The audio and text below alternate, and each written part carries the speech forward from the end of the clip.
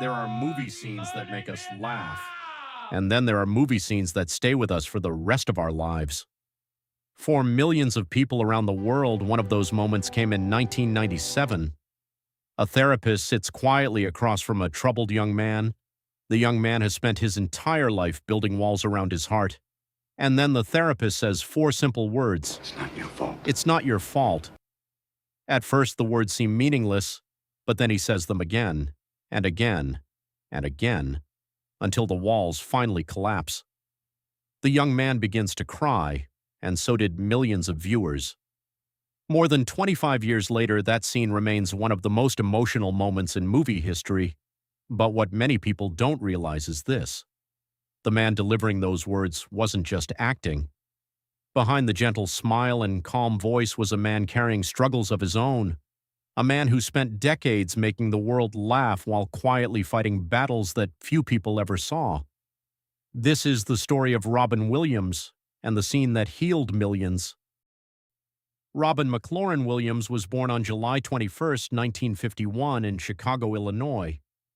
From the outside, his childhood seemed ideal. His family was financially comfortable. He lived in a beautiful home. His father was a successful executive. His mother was socially active and well known in their community. But childhood isn't measured by the size of a house, it's measured by connection. And much of Robin's early life felt lonely. His father was often away. His mother was frequently occupied with social events. Robin spent long hours by himself. To fill the silence, he created characters, voices, stories, entire imaginary worlds. He would imitate people around him and invent conversations that never happened. Without realizing it, he was developing a gift that would one day change his life. But something else was happening too. Robin discovered that making people laugh brought them closer.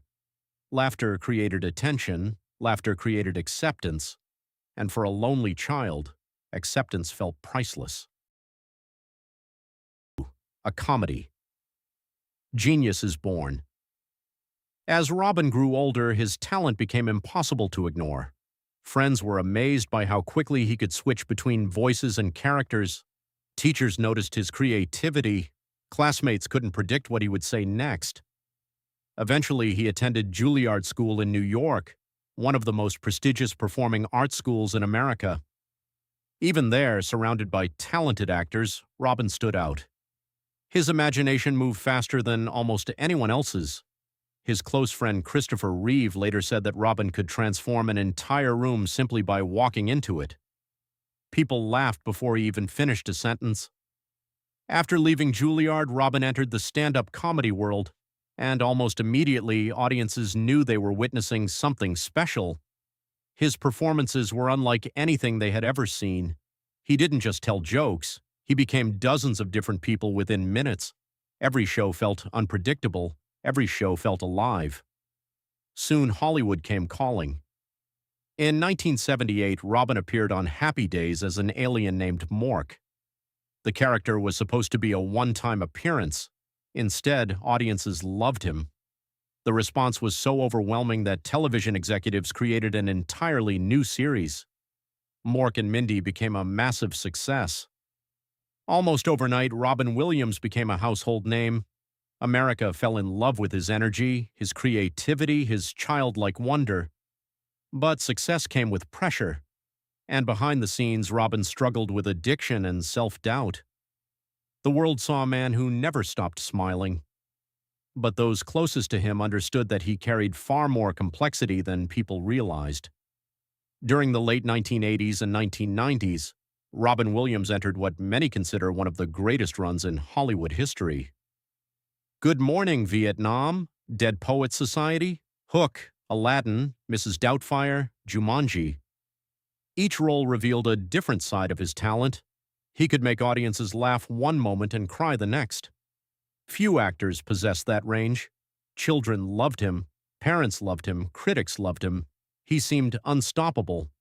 Yet the role that would define his legacy was still waiting for him. Ironically, the man delivering those healing words was fighting struggles of his own. For years, Robin battled addiction, anxiety, depression, self-doubt. Friends often described him as someone who gave enormous emotional energy to everyone around him. But even the brightest lights can become exhausted. As the years passed, Robin faced divorces, career pressures, and personal setbacks. Yet he continued showing up. He continued making people laugh, because that's what he had always done, since childhood. Then something frightening began happening. Robin started experiencing severe anxiety, memory problems, confusion, sleep disturbances, paranoia. His symptoms became increasingly difficult to explain. Doctors initially suspected Parkinson's disease, but the truth was far more devastating. Robin was suffering from Lewy body dementia, a neurological disease that attacks the brain itself. The illness can cause hallucinations, emotional instability, memory loss, and profound psychological distress. Robin didn't understand what was happening to him. Neither did many of the doctors treating him. Imagine being one of the most creative minds in entertainment history and feeling your own mind slowly slipping away. It was a battle invisible to the public, but it was relentless.